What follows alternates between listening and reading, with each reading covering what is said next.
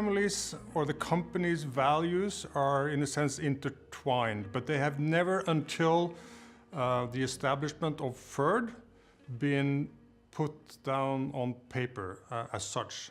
The family values are in a sense now sort of, you might say that they're overridden by the company values. And the company values are credibility, spirit of adventure, team play, and a long-term view.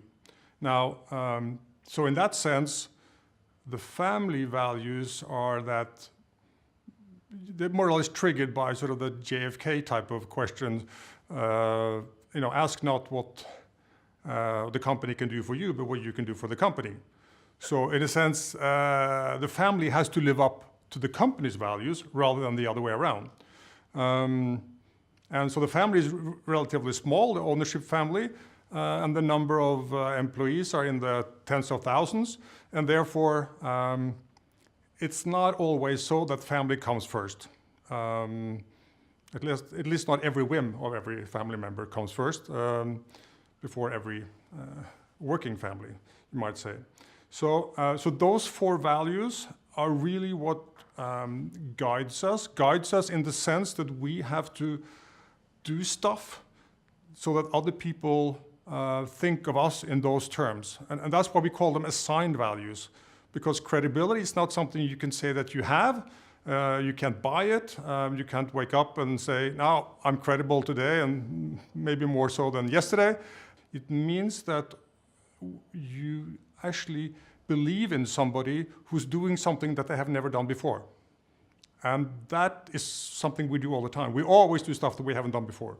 That's how we kind of evolve. So credibility is a very important one. And of course, that's also the one that that we hire on. We try to attract people who have a value system that is at least very close to ours. We expect them to buy into our values once they're here.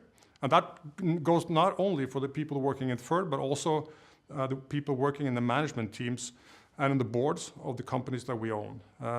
So we try to actually spread this, the value system. And there are many ways of doing it. But I think the most important way is in the hiring issue, the question of hiring great people with great values. And also to attract companies, who want to partner up with us, or families that want to sell their companies to us. We have many families who sold their companies to us, and in that case, we have been then selected by them as partners or co-investors, and that's something we treasure highly.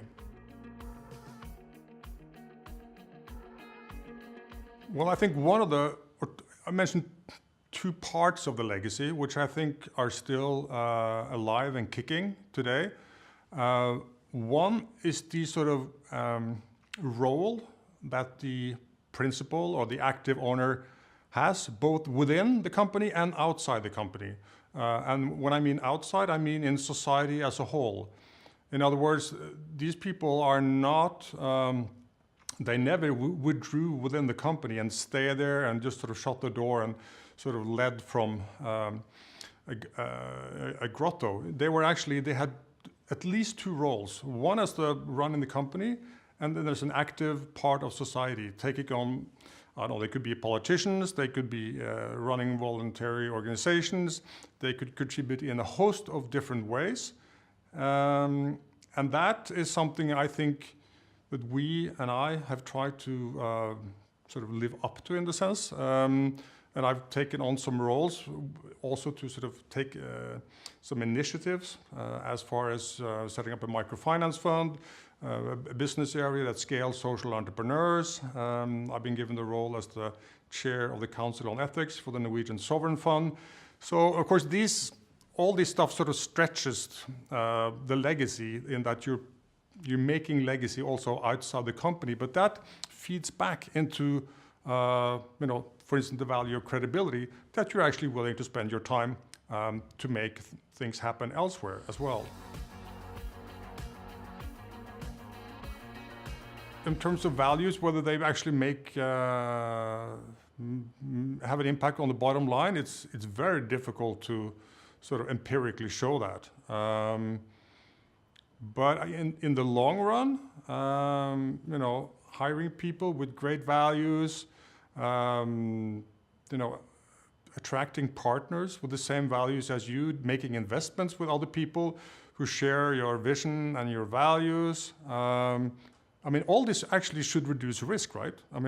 This should be very important in reducing overall risk, and therefore it should have an impact. But I think each generation, more important than that, I think each generation should aspire to bring their own ways of operationalizing the values, showing how they, what type of investment should we do? Should they be more aligned with the UN sustainability goals? Should we put more emphasis on ESG when we choose a different strategy? And when it comes to social entrepreneurship, should we include more than, for instance, the current working with young and people who are sort of outside the workforce, or could they come up with a completely new strategy? So yeah, we'll see. But things will change. Technology will change things. And of course, there might be also things changing in politics and elsewhere that could actually have impact on how it's possible to operationalize our values. The term corporate social responsibility, CSR, I am not really a great fan of that. Mostly because it's limiting and to some extent, I think, sort of consultant driven. And it mostly looks at the value chains. So if you have a company, we have a sporting goods company that produces and sells sells sporting goods, textiles and outdoors, jackets and boots and whatever. And of course we care about where the leather comes from, where the cotton comes from, how it's produced, the working conditions and the human rights. That's not necessarily something a family can say, well, how are we going to use that if we have a car dealership? Well, yes, you could, or if you're a publishing house.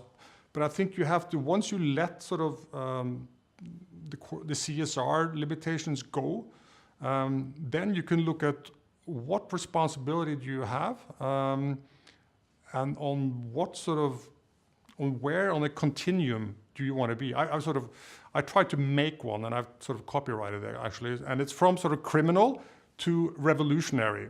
And on that road, you would have criminal, irresponsible, compliant, responsible, exemplary, revolutionary. So, and if you want to move to the right on that continuum, you will continuously look for more ways to be responsible. And you have then responsibility is by definition in environmental, social, and sort of governance terms. They're not, you can't sort of exclude one or the other. You can try to emphasize one. So, so I think it's more in terms of being responsible, way beyond, what compliant means. Yes, I think there's a strong link between innovation and the values, especially the value of we call spirit of adventure, and within that lies also the value of being an entrepreneur. And I think, of course, every family would like to have sort of a sense of entrepreneurship, but it shouldn't be limited to the family. The entrepreneurship should be felt as being something that everyone in the company should be aspired to. And therefore, I think family companies are especially suited, not only for entrepreneurship, but for innovation, because they can take risks that other companies would not take. You don't have to defend your decision or your ambition every time, be it on a quarterly report or elsewhere. You can actually take on risk and types of risk, perhaps even more important, that other people would be adverse to. Well, I think the values that we have will help us deal with any type of disruption. We say, you know, the long-term view that we have, which is a value, which says also that we can be impatient for a very long time.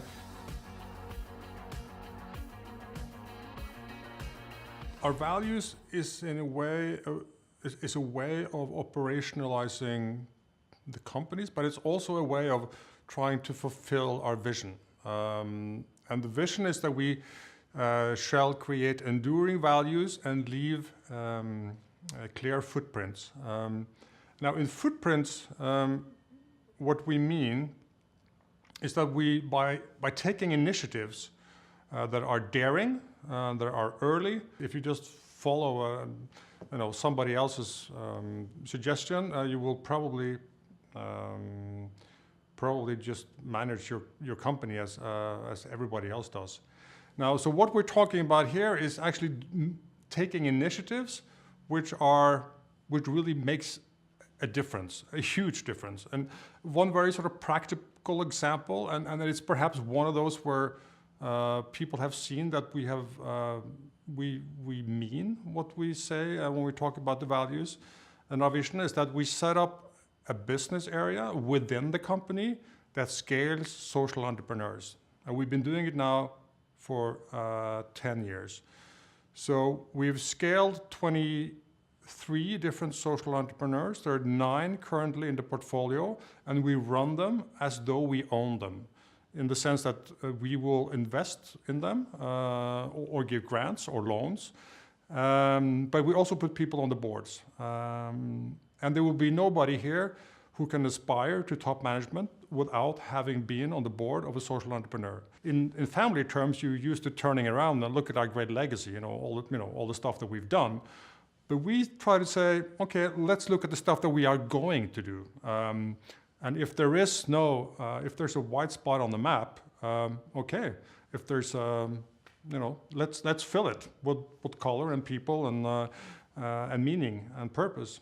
And that is a completely different way, I think, of thinking of both legacy and also operationalizing values. So last year, 22,179 had life-changing impact provided through the social entrepreneurs.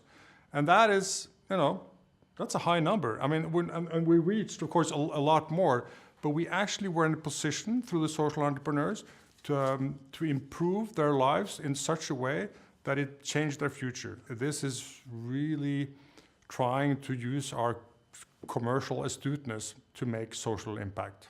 Our vision, which is we shall create enduring values and leave clear footprints, you might think it's a little bit fluffy. It's a little bit sort of obscure, not concrete. How could this possibly sort of give you guidance, give you purpose?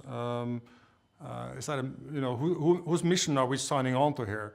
But it's purposely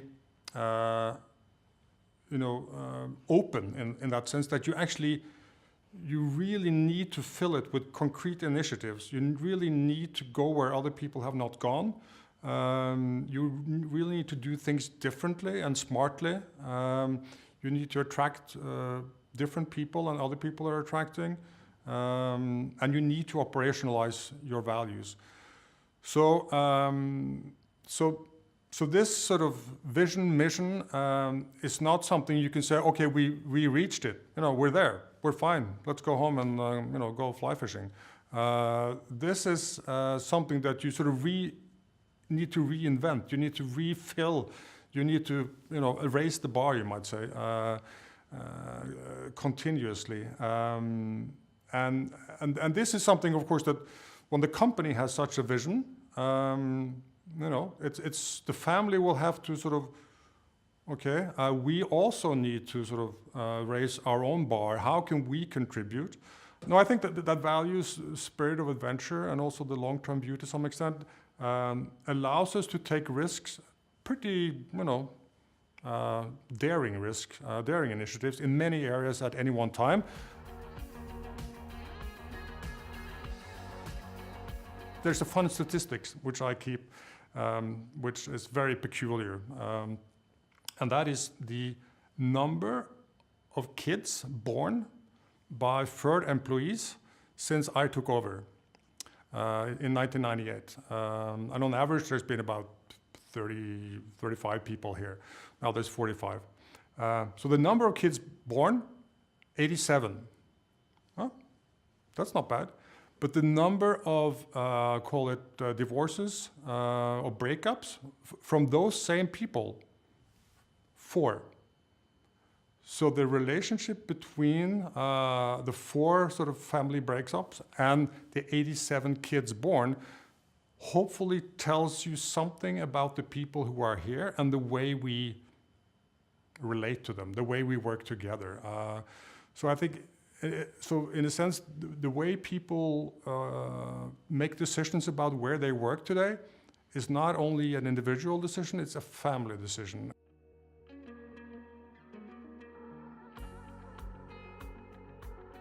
What would I like to be remembered by? I mean, it could be one sort of, it could be one concrete thing is that this was the guy that really pushed the welfare state into modernizing itself, to becoming an entrepreneurial welfare state. If somebody sort of connects me in that, that'll be kind of cool. But I think going forward, I mean, just creating this system, creating Ferd, which is in a sense a ship on a journey without an end, which is kind of what Ferd means. If that ship keeps sailing, and never really actually, stays in the harbor, and then that's fine too.